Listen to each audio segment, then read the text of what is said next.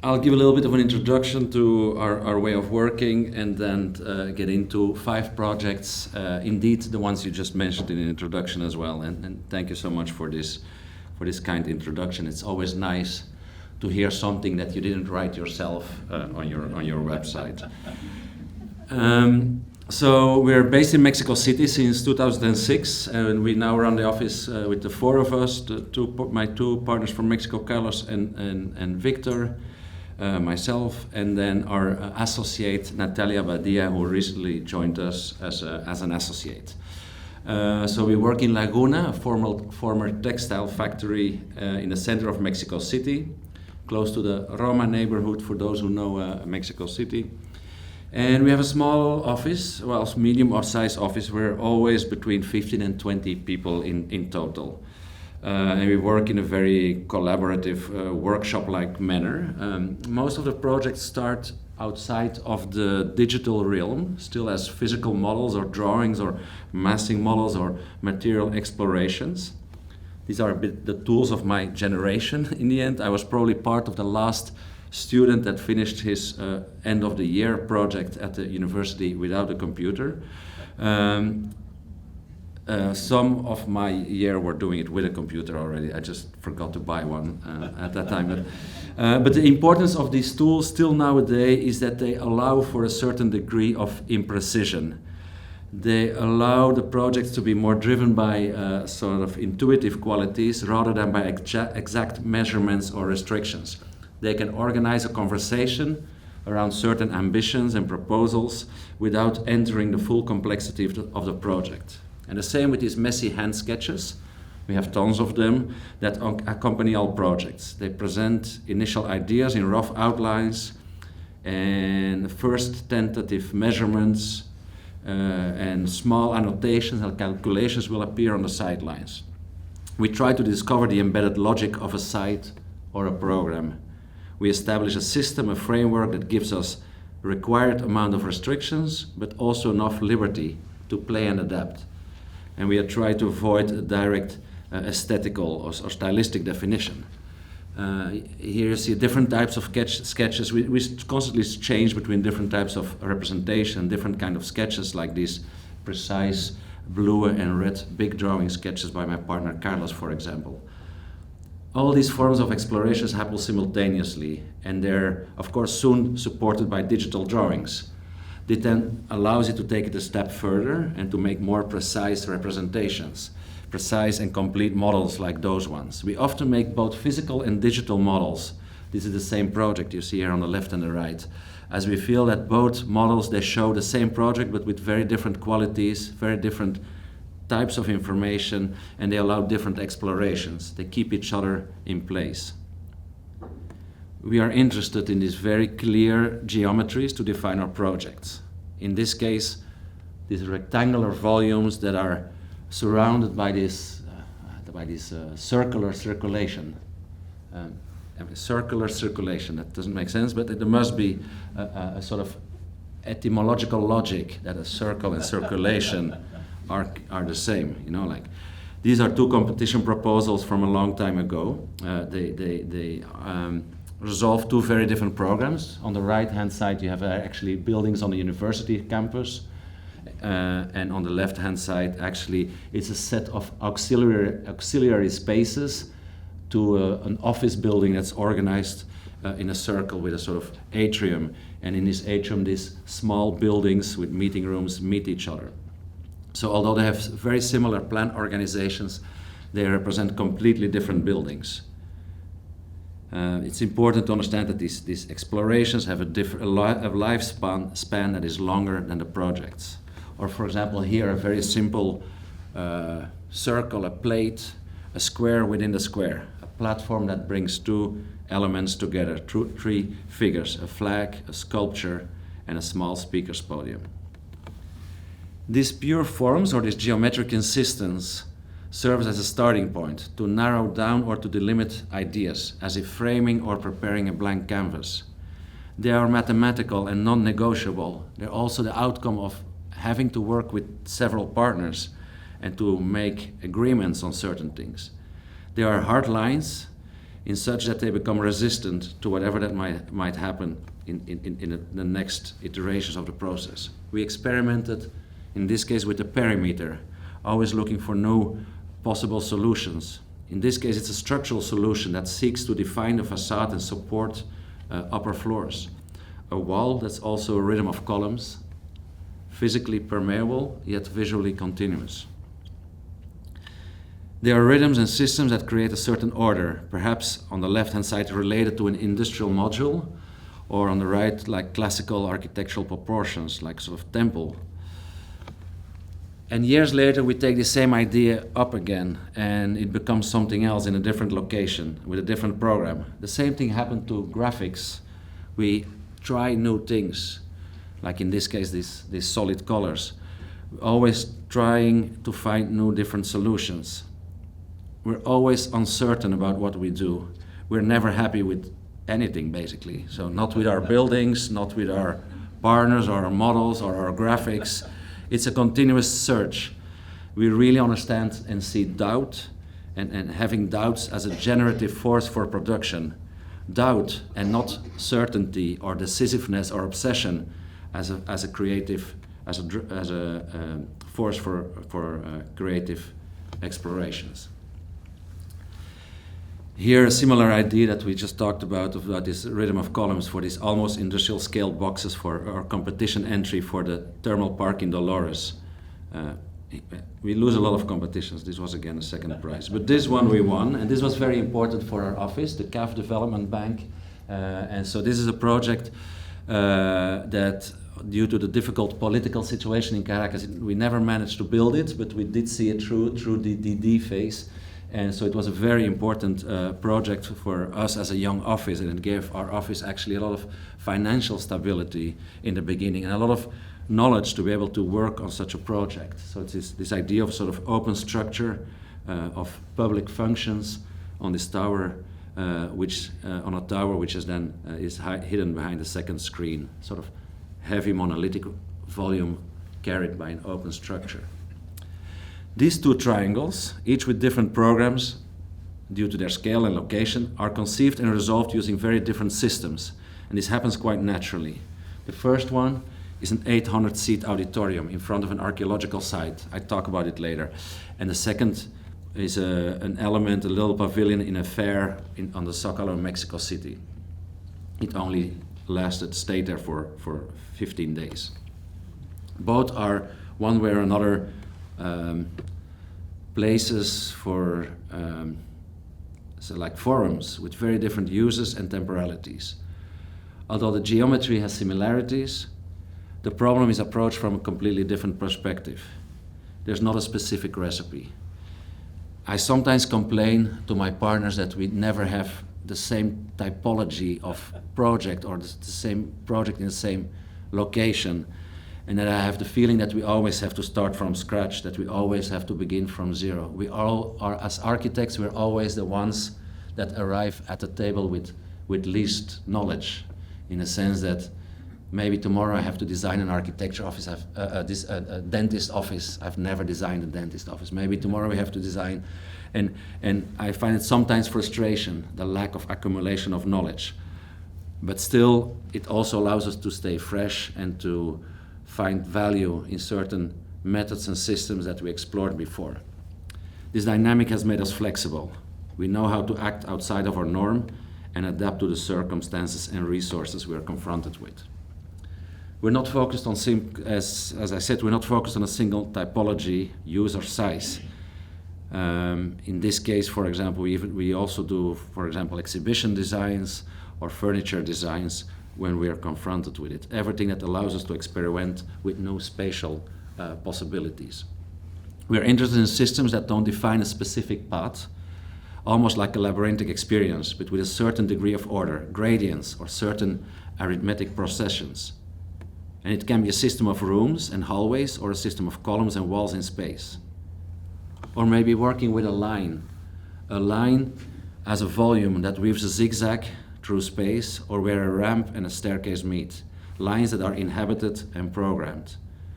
It can be a long line, straight line, like in this case, a program for a library in Argentina, in which all the program we could fit in the line is resolved within this long elongated volume, and whatever didn't fit was attached to the back of it.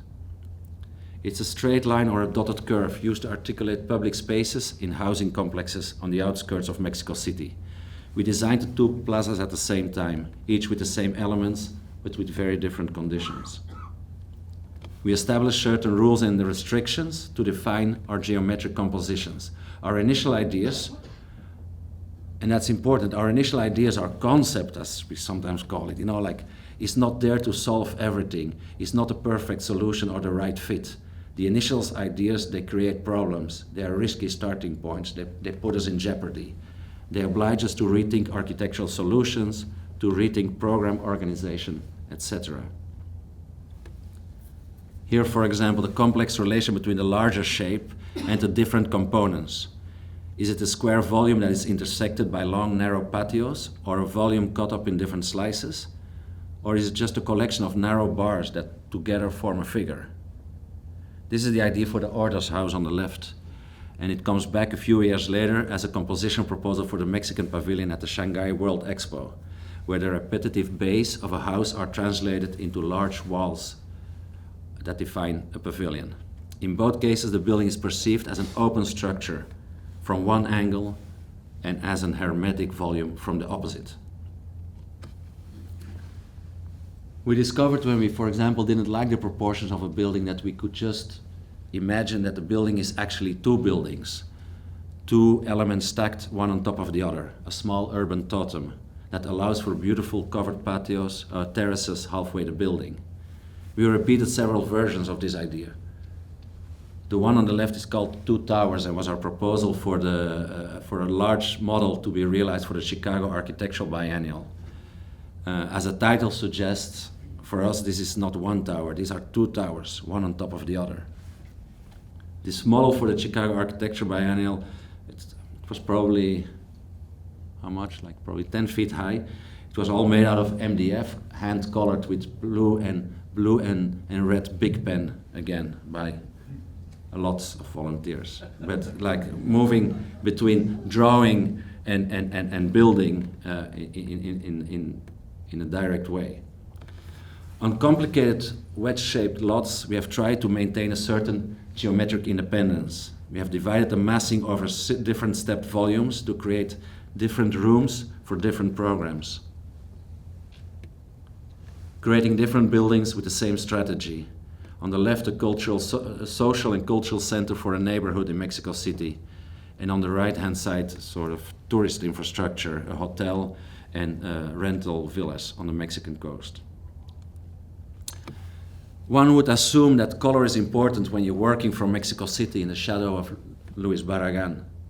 But color actually became important for us as soon as we started working in the US. In Mexico, we often relied on the color of the material itself. If we wanted to bring in color in our designs, we chose a very bright red brick or green marble or beautiful warm tones of wood. But when building in the US, we immediately had to work with steel, with hardy board, which I never heard of before, with siding, aluminum cladding, and all these different elements that offer you the question or immediately present you with the problem of the color of choice, with the choice of your color. And we enjoyed exploring paint as a new material. We really see paint as another material, as another layer we add on top of a base material. Then we brought this exploration with color back to Mexico. And we like this house in Siancan, close to Tulum, that we poured completely in blue concrete, blue with a concrete with a pigment added. We often emphasize the elements of circulation. Stairs, they bring movement, diagonal lines, and dynamism in orthogonal compositions. We love to play with the typology of the roof. Most floor slabs, well, actually this one not, but most floor slabs we walk on, or the most floor slabs of our buildings are likely just horizontal, but the roof slab can be anything. These large horizontal canopies protect the building from the sun. a lightweight and aluminium canopy on the left to filter a diffuse light towards the volumes and terraces below. A minimal concrete slab with some added pigment on the right, creating a large eave to protect the facades of these hotel suites from the sun. So that was kind of a sort of collection of all different images that we have on the server of different projects to give a sort of introduction. And now I'll talk about 5 projects more specifically. I chose the same project as you, basically, so that's fantastic. So the first one is the Teopanzolco Cultural Center by PRODUCTORA, just by my office, together with Isaac Broid, which is an architect from just one generation above us. I remember very well, at a certain moment, we didn't have a lot of work in the office, so we just asked our colleagues, and we said, shall we collaborate on a competition? We're here, no work, so just call us if you need us. And he invited us to a competition, which we won, and we were lucky to be able to build this project together with him. The site is amazing. We had a chance to work in front of an archaeological site in the city of Cuernavaca. I don't have a pointer here actually, but the trapezoidal gray and white building on the left of the pyramids is actually our building site. And it's in front of this pyramid from the Tlahuica and Mexica culture, like probably 500, 600 years old now. And so yeah, these platforms, they were ceremonial buildings that consisted of platforms and stairs to connect kind of the daily life to get to a sort of more celestial and divine understanding of the world. And that's something that's important, I think, when you work with culture. And another thing that we found that's important to mention quickly here is the fact that it's actually one of the few mirrored stair pyramids that you can find in Mexico, like with a symmetric stair on the left and the right. But as you can see on the image on the right, during one of the earthquakes and they discovered that actually there was a pyramid within the other pyramid. So now they took all the rubble out. And so you can understand that these pyramids, they were built dynasty after dynasty as a sort of matryoshka doll. The facade of the previous building all of a sudden became the foundations for the next building, and so they kind of grow over time. And I think it's very interesting, especially nowadays that we're thinking more about the reuse of building and kind of understanding how these buildings were always kind of the end of a construction and a possible start of a new construction. And so when we had to build on that site on the left, we found it very annoying that there was no real connection in axis of symmetry between this beautiful pre-Hispanic pyramid and then this trapezoidal space in front of it. And why did we find it so annoying? It was because we knew that we had to reuse that same position of the existing building. The yellow is actually the position of the existing building. We knew that we had to reuse it because we wanted to reuse the foundations of that building. Because if we had the chance to build our first public building, we did not want to dig in front of an archaeological site. Of course, like if you dig only a foot deep, you will find for certain something archaeological, and the building site will be stopped for at least a year or two. So we said, let's reuse the foundation of that building, and all the rest is just a slab on basically concrete just poured on the existing floor. So by reusing this building, we actually basically extended it into a triangle, from a trapezoidal shape into a triangle. And then on top of that triangle, we built a smaller triangle. And that smaller triangle, luckily, just coincided with that axis of the pyramid. And that worked immediately as a perfect dialogue between the present and the past. So this is the site plan you can see, and this is the competition rendering you can see. And you really see how this smaller triangle speaks to this volume, and how also this pyramid, this new cultural center kind of offers a possibility to use its roof as a viewing platform towards the archaeological site. The content is very simple. It's a 800 and almost 50 seat auditorium, a big foyer on the left, a triangular foyer, another foyer on the right, and then like all the auxiliary spaces hidden in these platforms that surround this triangular space. It establishes this direct relationship between the main foyer and the pyramid. And it's a building that we realized with very basic gestures, but also very basic materials and very basic installations. So we only used air conditioning within the auditorium, and all the rest is no heating or cooling. It's a very mild climate, the city of Cuernavaca. And so we just had to add some openings in the back of the foyer to have certain cross ventilation. But that's how it works. You see two types of concrete, the gray concrete on the floor, the pigmented concrete on the side, and then this local salam wood as an element. And then there's another material that, yeah, you can see it here in the doors, is the oxidized steel, sort of ochreish, reddish, brownish steel. The beautiful clair-obscur and the contrast between the different areas when you kind of go down from the main lobby towards the auditorium that's at the center of the building. Here you see that relationship again between the whole building that's poured in this pigmented concrete, basically the color of the dry grass. It's the color of the grass in the end, like April, May, before the rain season starts in Mexico City. And during the project, we looked often at this sculpture by Mauro Staccioli from the end of the 70s.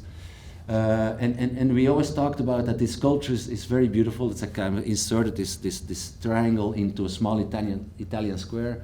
And we always said that the triangle is actually relatively irrelevant. It's not about the triangle. It's about all the spaces it creates in between the triangle and the city. That is the real space. And so when we were talking about this project, about the definition of this triangular volume, we started to really pay a lot of attention to all these spaces that are kind of adjacent to that triangle and that create these different opportunities. For example, for here, this is what we call the Teatro Isabelina, like a double-sided theater where they often do like little jazz performances, but also when there's no jazz performances, when there's nobody sitting on the stairs, these jacaranda trees, they dance on the surface of this very beautiful outdoor space.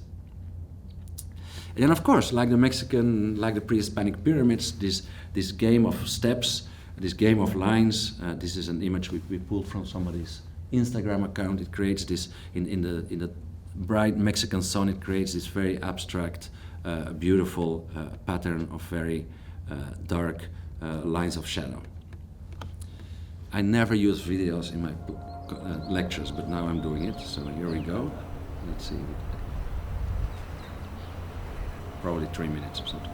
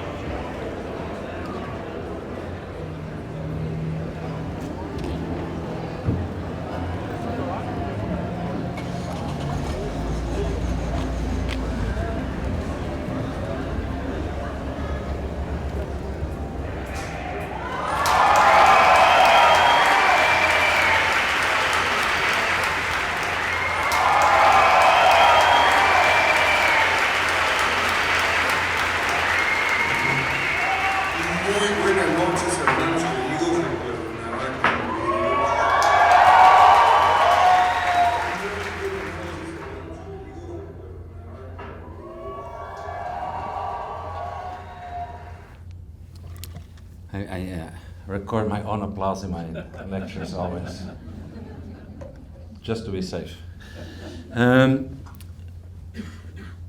The second one is actually a project I've never shown. It's a museum for Mayan culture and regional biodiversity in the south of Mexico, in a little in a town called Expujil. And I'm going to take a small detour.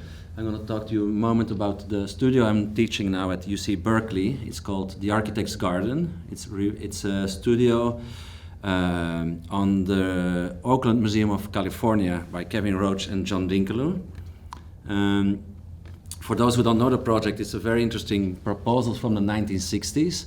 Kevin Roach and John Dinkeloo were project architects at the office of Eero Saarinen, and Eero Saarinen was selected to present a proposal for this new museum in Oakland, but he passed away unexpectedly, and so the two project architects called the client and convinced the client that they could still submit a proposal themselves under their own name, and the client agreed. And they made a very powerful proposal that in the end won the competition or the selection procedure, the interviews. And instead of building a park with a museum inside, they proposed a very powerful rhetoric. Instead of building a building or a park, they would build a museum with a park on top. So a very low sort of landform-like building that you can see here, with gardens on top of it to overlook Lake Merritt, which is just behind it.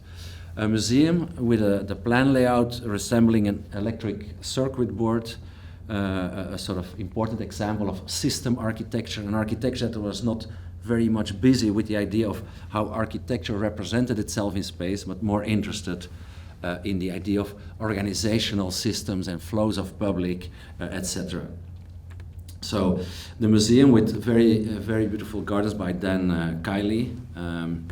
Saw some amazing Dan Kiley today as well, by the way. But the gardens by Dan Kiley and by a woman called Geraldine Scott Knight, who did all the horticulture for it. This building opened in 1968 to the public in this kind of mat-like configuration. It's a very interesting building, but it's also a very complex building. It's a building that was hailed by Ada Louise Huxtable in the New York Times as one of the most thoughtfully revolutionary structures in the world. Yet nowadays, and after many planting and replanting of the plants and many different activations and many recent remodel, it's still a very complex building, and it's hard to kind of connect to the city fabric.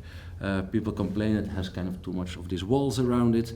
But what I found interesting about this building, it allowed me to look with my students at this specific relation between architecture and landscape, between green spaces and built spaces. Especially because this building did not work with a typical figure ground plan where you have like the volumes of the built elements and then the green space or the open spaces. So we looked at different examples from over the world. Nate, you know, I was in Sri Lanka last summer at the Kandalama Hotel by Jeffrey Bawa, and I traveled with the students to see these absolutely crazy gardens in Hidlitla by Edward James, one of the important patrons of the surrealist movement that just built structures and structures in the jungle just because he felt like doing that, and gave them like names like House for the Birds and House for the Toucans, and so this exploration is what we're working now on with the students, this relationship between architecture and green spaces. And I tell this as a sort of quick introduction to this next project, this Museum for Mayan Culture that we're doing in this place in Mexico. And when we were invited to the project by the state authorities, I really hoped we could build something, like something like a Mayan temple, like in a sort of beautiful natural environment, a sort of element that kind of sticks out slightly above the natural horizon, maybe. But when we saw the site, they assured us, no, don't worry, we cleared the site already, it's ready for building. So all these beautiful mature trees that I hope to see were not there. And I mean, for example, this is a map of like archaeological findings of how these spaces were kind of organized within the natural environment. This archaeological the site and these buildings by the Mayan culture. So we started to think a little bit, and we started to kind of divide the building program for the museum in different buildings. Started to imagine how we could organize these buildings around maybe a central garden. Maybe make something that is only one story, the whole museum, one single level, and then maybe an additional element that would kind of present itself towards the street as a bit more sort of a recognizable icon on the highway, because in the end it's a sort of roadside attraction one way or another. It's a museum along a long road, and here you see actually that idea a little bit of this silhouette that kind of presents itself towards the facade. But the idea of creating a sort of plan, a sort of architectural organization in which landscape and architecture would be kind of messed up and placed together, and I really love this plan in which we both draw architectural elements as well as its vegetation. And it's kind of these different elements that kind of meet each other around this open space in the middle, and to even connect more nature with architecture, or to blur these boundaries even a little bit more, we made a sort of grid structure of concrete elements that kind of floats over the whole horizon, a little bit like when you do an archaeological excavation and you have kind of a sort of grid system that kind of indexates and kind of defines your site. Here you can see that a little bit. These elements are then used to hang swings on, to grow plants on, and plants first of all we wanted to reforest the site that they deforested for us. That was our immediate goal, of course, to bring it back to some kind of more natural environment. And our collaboration with our landscape architect Par Atelier was very important for that. Here you see a little bit more of that, how we imagine this kind of public buildings in Mexico. When you build them as an architect, they never receive maintenance. So the moment you finish them, they're at their best moment and mostly not in a very good shape. So, and from there it only goes downhill. So what is and gardens is just the opposite. The moment you present a garden for the landscape designers, the garden, the moment you deliver a garden, it's in its worst shape. It's not full grown, it's not interesting. And we have the feeling that if we let nature take over, that maybe, first of all, it's something that you would like to see when you go to drive all the way out to the southern part of Mexico, to Campeche, to see more nature. And second of all, we believe that that's a possibility to make the building look better every year, or every 5 years, or every 10 years, we go back to it. Here you see on the left-hand side the curved elements of one of the exhibition pavilions. I will not go through into detail very much, but they're all like very simple concrete construction with a cover of chikum, which is a sort of a local plaster. An auditorium, very much based on the famous Pavilion in Venice, with these elements that kind of define a roof with kind of water. I mean, you can see it on the section a little bit, kind of this kind of gutters in between them, and that space that then also kind of towards the back kind of blurs into nature. And then a larger building on the edge of the project that kind of organizes the main spaces and organizes the entrance.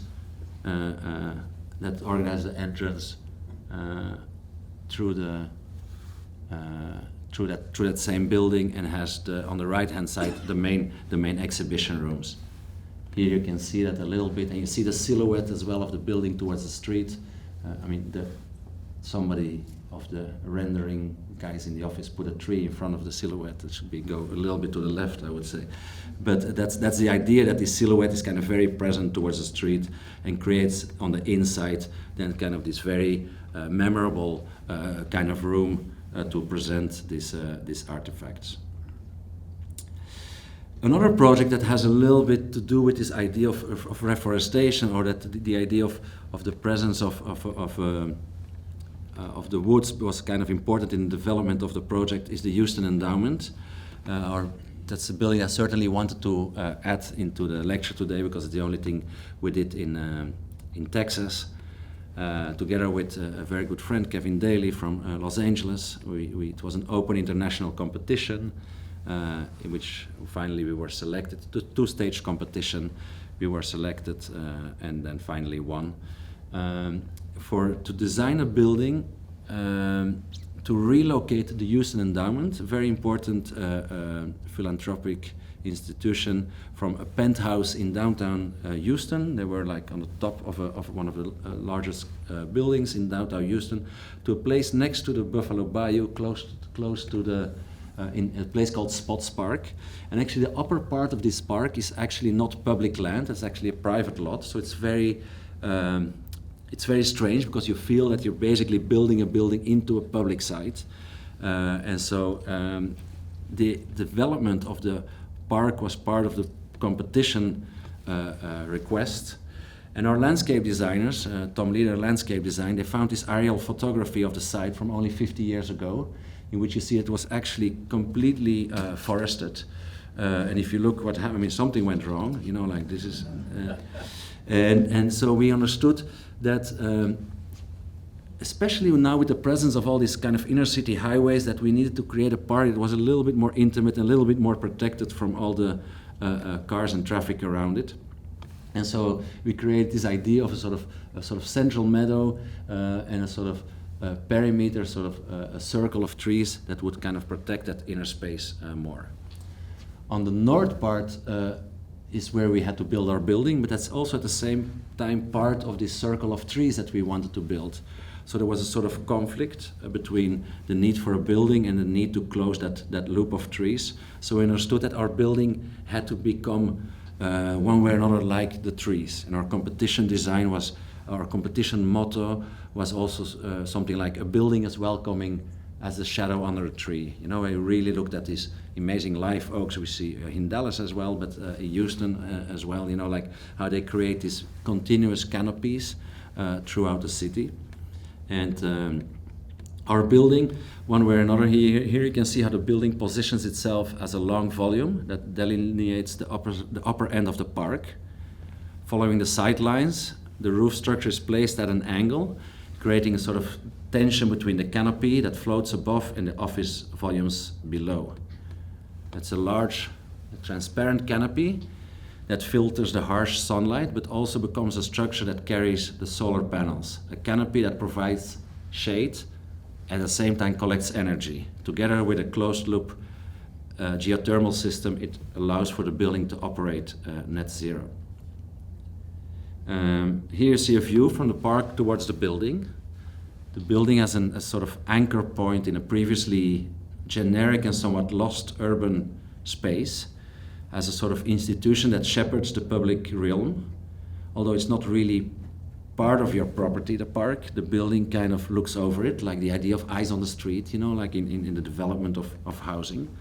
And it's also very related to the mission of the Houston Endowment.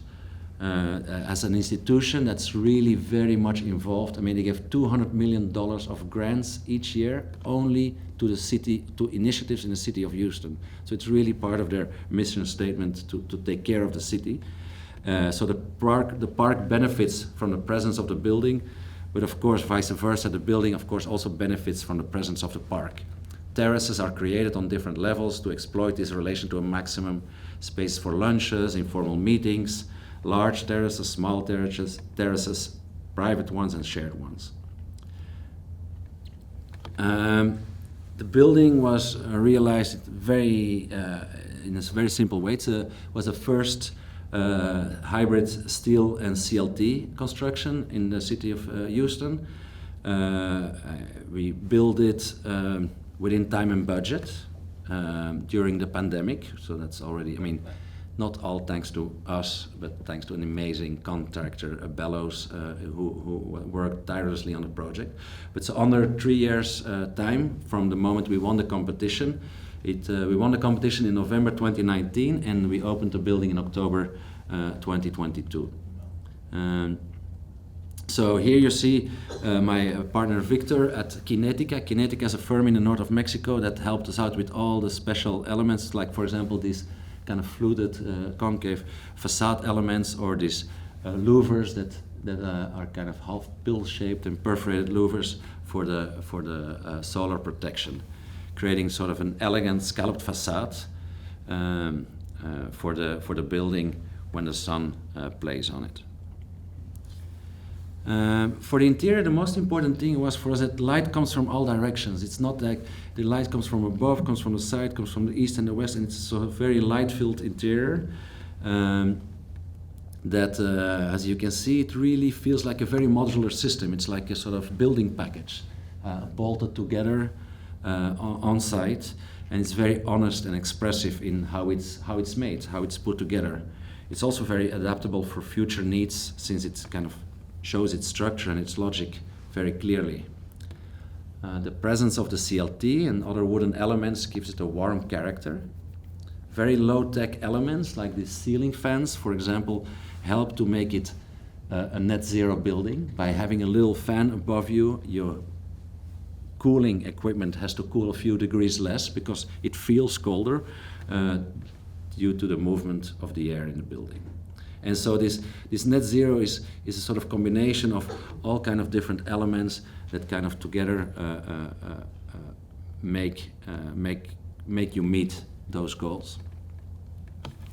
And this last image is an image by Iwan Ban. I love this image as it shows the play of light over the facade, the person overlooking the park and the Buffalo Bayou, and the tree in the foreground that reminds us of the initial idea as a building as welcoming as the shadow under the tree, as a sort of tree canopy that protects the volumes below. I don't know I don't believe the Texas AIA visit went to visit Rooftop Prim. You did? Okay, wonderful. It's a building in very close to the city center.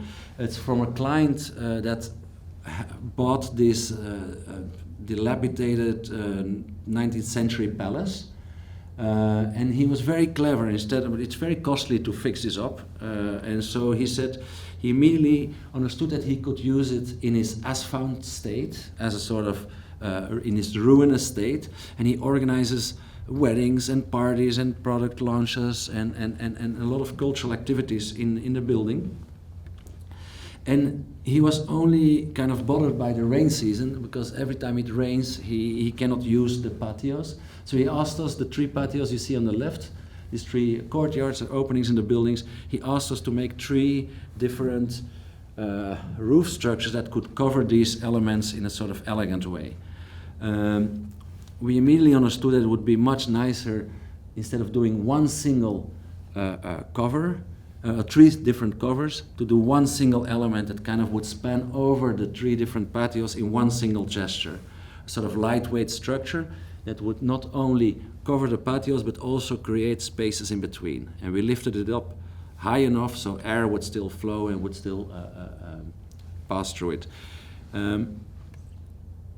By making this volume rest on 104 different very small columns instead of a few bigger columns, we didn't have to restructure all the way to the bottom, but we could just place this very lightweight structure on top of the existing building. Here you can see the idea, an element with this completely different materiality than the building below, which is kind of all stone, and this kind of white, bright, I would almost say kind of sort of artificial quality above it, with polycarbonate panels and vinyls and these kind of elements to protect it from the sun, etc. It was very important for us that you could still see the blue light above you, that you could still see the sky, and that you would almost feel that there's a sort of very light element that kind of floats over these interior patios. In this image you see actually the concrete beams that we added to kind of rest the structure, but also to tie the whole building together, so it would be earthquake resistant and withstand the next I don't know how many years, the next 100 years. And then, of course, by creating this long volume, we create these elements, these spaces in between these different openings, and they became like active spaces that can be used for drinks at night, even when it's drizzling or raining a little bit in the rain season, or for exhibitions, etc. We designed the structure asymmetrically. You can see on the right-hand side, it kind of jumps off from the side, allowing for this walkway that kind of connects the different parts of the roof structure. And since the volume is so long, we had to kind of incorporate some thermal construction joints that we could very easily do by just stopping the structure and just having the polycarbonate panels continue over it. Very light and very simple solutions that would absorb the dilatations.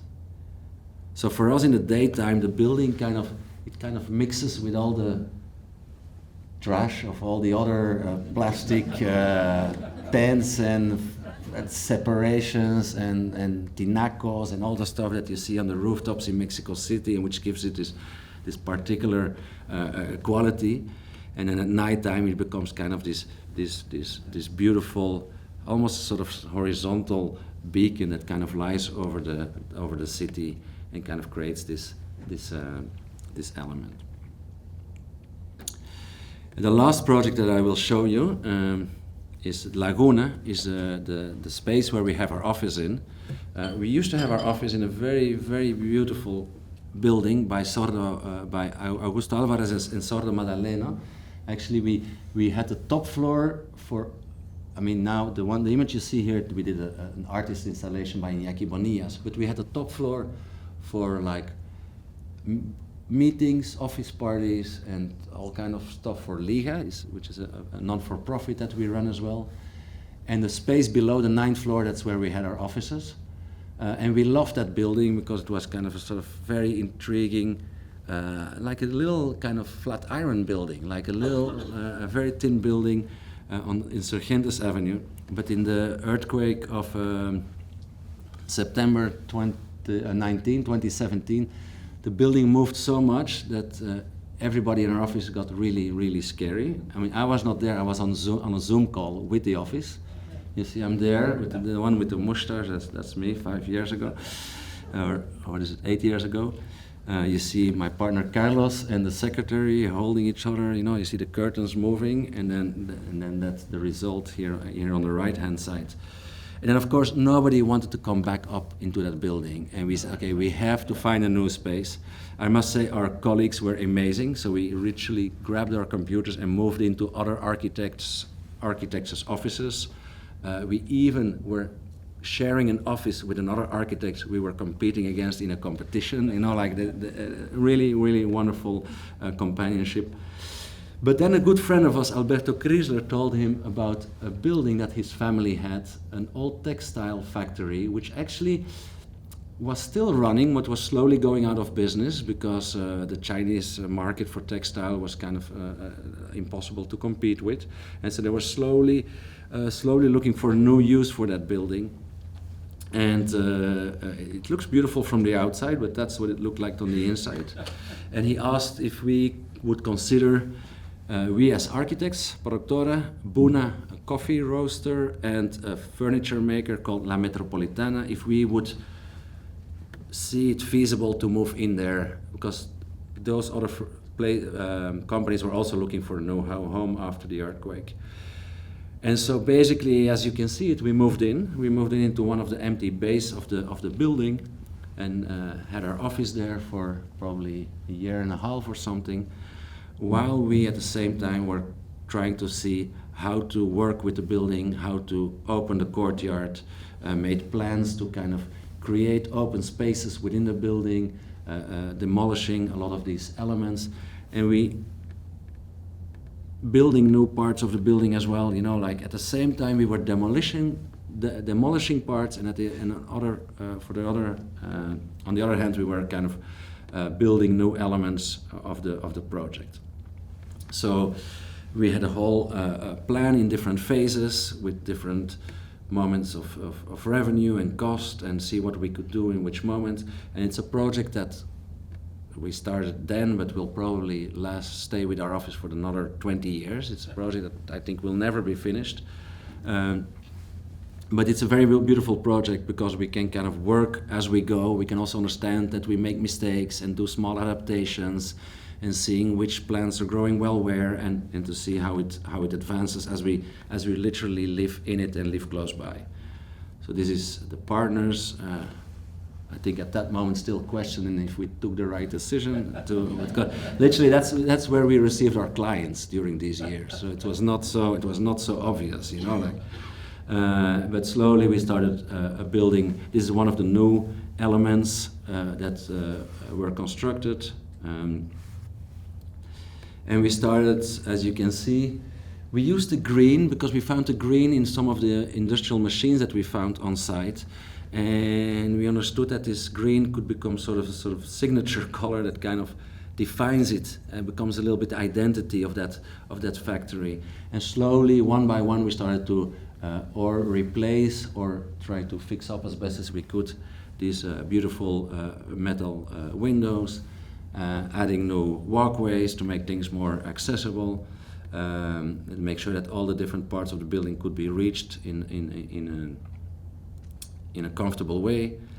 Adding restrooms. Behind these screens you have restrooms, and sort of a game with these different openings of the square windows, but here you see also the square fiber grating and the square concrete block that you see here.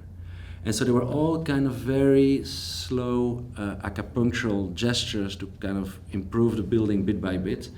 But then we also added a new freight elevator and a sort of vertical circulation, and we really wanted to give it a sort of presence and sort of character within the complex. So here you see actually on the front you see a little concrete building, a little cement colored building, which is actually something that we found on site that we kept there because we thought it was kind of cute and it's now called a mini bar. It's the place where you can get a beer or a small lunch. And then this other tower as a sort of kind of very charismatic, almost a sort of character or persona that stands very proudly into the space. So sort of relationship with the history of the building, also in a sort of very frank and direct way.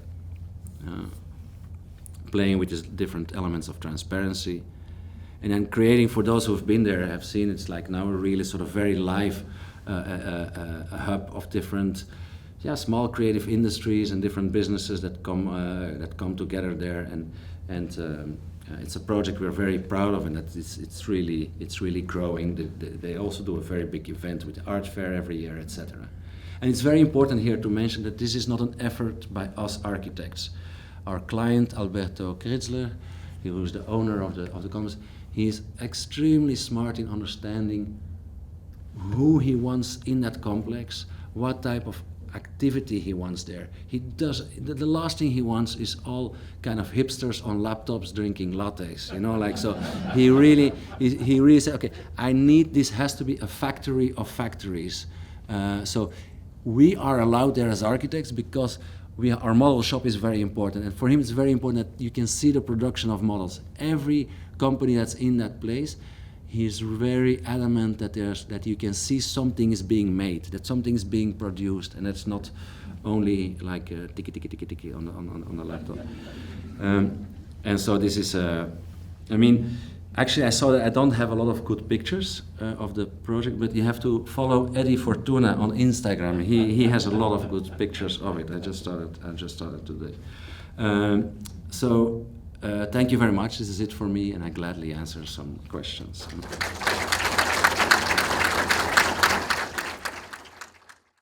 Who has a question? I have a question. So at the beginning you mentioned how your team, the way that you guys kind of design is through multiple iterations, right? Multiple ideas. I'm kind of curious, how do you guys come to an ending spot, right? It seems like you mentioned that you kind of keep moving forward and keep, creating ideas. How do you decide as a team what is done? Is it something like an external force, right? Like a deadline or a client. Yes. Or do you guys get together and, you know, to an agreement when something is done? I'm kind of curious on that. Yeah, thank you. I think that's a very good question, because that's of course a problem of design, you know, like when you know something is good, you know, like I think we work with these different iterations. First of all, because we're different partners and we all think about the project. So the first moment of discussion is when we all sit down around the table and we start to present little ideas we have. So it works a little bit, and then we critique each other's ideas. We say, yeah, but it can never work because you need, oh, this is actually cool. Why don't we, you know, like you start this dialogue. Often we make these models, and sometimes you have all these different iterations of a model. We used to actually present a slide with kind of this typical slide of architects where you see like one building and you see like 50 models, you know, like of different iterations. And so they often ask us, you know, like, how many iterations do you make? You know, like what's the ideal amount of iterations? I say one. One is the ideal amount. You know, like, imagine that you make one model and it also, oh, it's great. Yeah, it works perfectly. But the problem is it's never like that. I think you need to allow yourself to be lost for a moment, you know, like to kind of try different things, and through trying, you explore the site and the program and the budget, you know, like but I think mostly at a certain moment we become enthusiasts, all of us, on some kind of idea. We all of a sudden have the feeling, oh, this could actually work. This is actually good. Oh, this actually really looks good. And then we have a project. And sometimes it goes very quick. Literally, I remember some projects like half an hour of a design meeting, and we're like, Victor or somebody comes up, why don't we do this? And we're like, oh, that's great. Yeah, let's do it. And if that doesn't work, then the deadline, indeed, as you mentioned, yeah, at a certain moment you just have to start. And I think that's also very interesting. Sometimes we're not convinced by an idea, but there's still, let's say, 6 weeks to go for a competition delivery, and then there's no more time to think, you know, like you just have to start working. And it's very interesting sometimes when you just, okay, let's do this, and then you start working on it, it becomes good then, you know, like, because then you start working on it, and although you might have had some doubts about the initial idea, by working on it, it becomes good. Yeah. How in the world did you keep your projects going, your design going, your production going, with this remodeling going all around you? How did you accomplish that? Yeah, you know what my trick was? What's that? I wasn't there. I was. My wife moved me to LA. But yeah, for the people in my office, it's been after the earthquake. First of all, they moved the whole office 3 times. First to another friend's office, and then to another friend's office, and then finally to that space you saw, the first space. And then finally, when we finished a new part of the building, we moved again to that new part of the building. So it was very, I could see it in my partners and in the people working on it. They were so tired of it, of the mess, of the move and the construction. And but yeah, if you have the feeling that there's an end coming to something, if you know that it will be solved at a certain moment, and if you know that that solution will be good, then there's always kind of energy to go through it. But yes, there were, I mean, I can romanticize it, but I think your question is right. There were actually very uncomfortable years. And bringing our clients there in the beginning, we didn't have decent bathrooms. We didn't have, you know, like, it was like bathrooms from an old factory, you know, and so we had clients coming in, and then they told us, where's the restroom? We were like, oh no. You know, like, what it had to happen, you know, like. But yeah, here we are. It's all good now. You mentioned you had a nonprofit. Does that nonprofit influence your work also? Yes, thank you very much for the question. It's something that often I add it as an important part of the lecture. We run a space called Liga, Space for Architecture, since I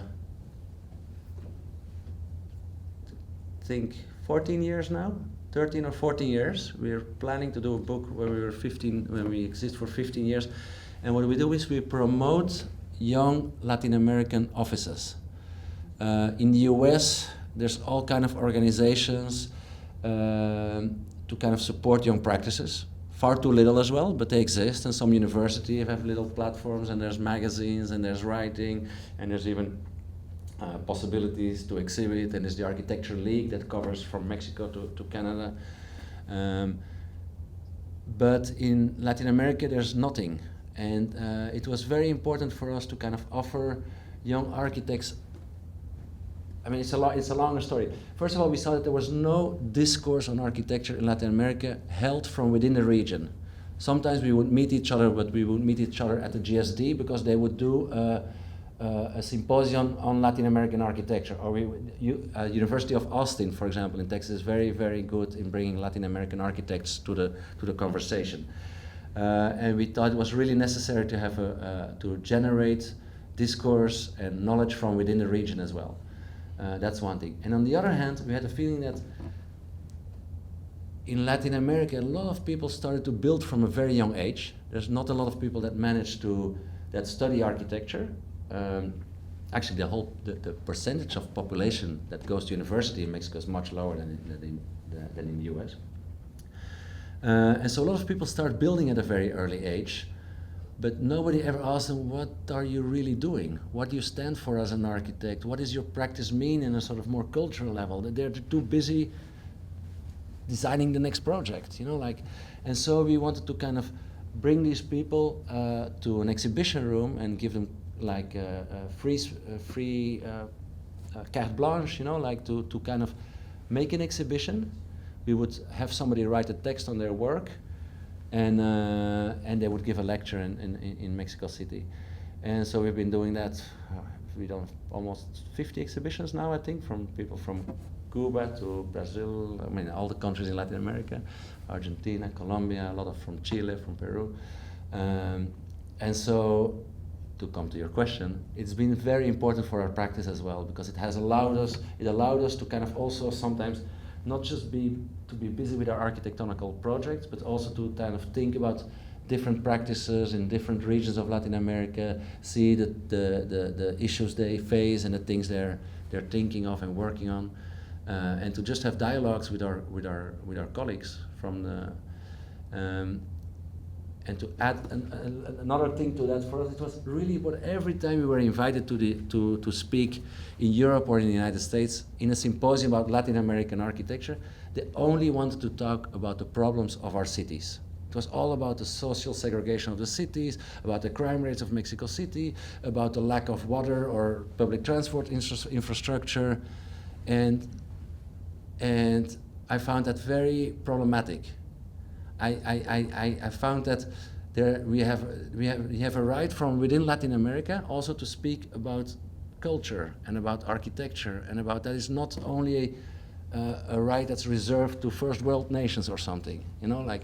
And so to kind of carve out a little space to be able to discuss architectural practice, which of course in Latin America very related to a lot of social and urban issues, but to still carve out a little space where that could be discussed was very important for us. Thank you so much.